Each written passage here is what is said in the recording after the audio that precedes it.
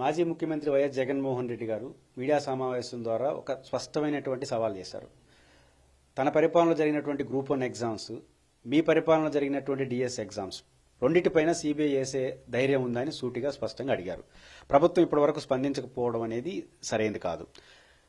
SIT వేసి group 1 పరీక్షల మీద జగన్మోహన్ రెడ్డి గారి పరిపాలన ఏదో జరిగిపోయిందని మీరు ఆరోపిస్తున్నారు కదా, అంత ధైర్యం ఉంటే సిబిఐ ఇవ్వడానికి ఎందుకు మీరు సిద్ధంగా లేరు?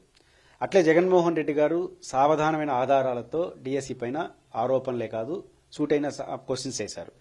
ఈరోజు ఆంధ్రప్రదేశ్ ప్రభుత్వం ఎంత ఆత్మరక్షణతో మాట్లాడిందంటే, శాసన మండలి జరిగింది, శాసనసభ జరిగింది. శాసనసభ కన్నా శాసన మండలి ఉన్నతమైనది, అప్పర్ సభ అని అంటాం, పెద్దల సభ అంటాం. అట్లాంటి పెద్దల సభలో 4 రోజులుగా వైఎస్ఆర్ కాంగ్రెస్ పార్టీ చర్చ జరగాలని డిమాండ్ చేస్తే అక్కడ చర్చకు అనుమతించకుండా జగన్మోహన్ రెడ్డి గారి నాయకత్వంలో వైసీపీ రాదని తెలిసిన అసెంబ్లీలో బస్తీ మీద సవాల్ రెక్కడని అంటారు.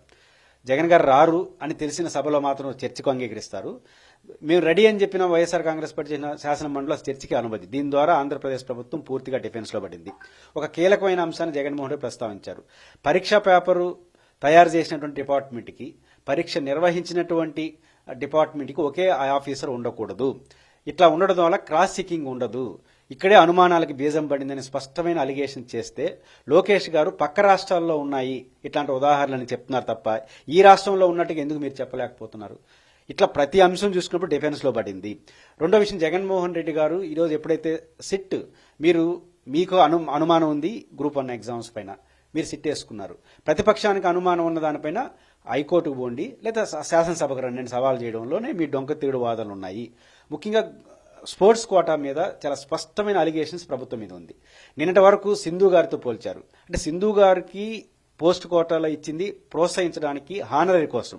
ఆ ఉద్యోగం చేయదు, పెద్ద ఇబ్బంది ఏమీ లేదు, క్వాలిఫికేషన్తో సంబంధం లేదు, మెరిట్తో సంబంధం లేదు, కేవలం గౌరవం. ఇక్కడ మీరు చేసినటువంటి 300 చిల్లర పోస్ట్ అనేది ఉద్యోగం చేస్తారు. ఉద్యోగం చేసే వాళ్ళకి హానరీ పోస్ట్కి ఇక్కడ వ్యత్యాసం లేకుండా మాట్లాడడం అనే ద్వారా ప్రభుత్వం పూర్తిగా తప్పు చేసినట్టుగా ఒప్పుకున్నారు.